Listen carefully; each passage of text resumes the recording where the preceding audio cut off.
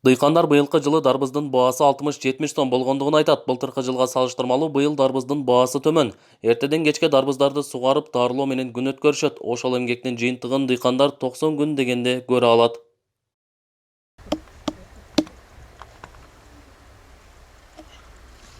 Былтыркы жылга салыштырмалуу быйылкы жылдын дыйканчылардын дарбыз саткандары былтыркы жылы 100 сом болсо, быйыл 60-70 сомду түзгөн учуру.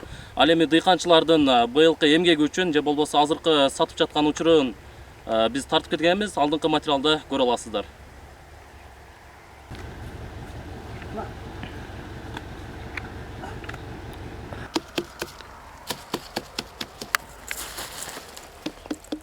Коронавирус пандемиясына карабай дыйкандар өз жумуштарын үзгүлтүккө учуратпастан түшүмдүн камын көрүшкөн. Алай районунун Жаңа Алай айыл өкмөтүнүн Жаңа Арык айылынын тургуну Талантбек Мамазакиров бүгүн эккен түшүмүнүн пайдасын көрүү үчүн дарбыздарды сатууга чыгарган.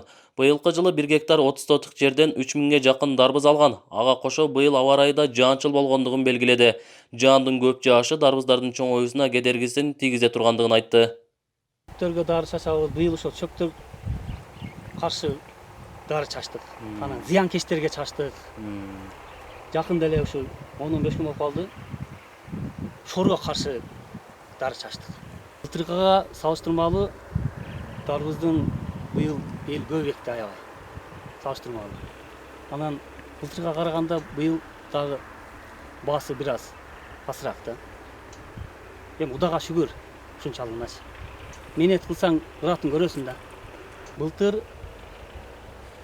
ошол оптовый базарга алып барып, оптон базарга 95, 100, 110го чейин берчилик да. Быйыл эми алды 80ден болот атат.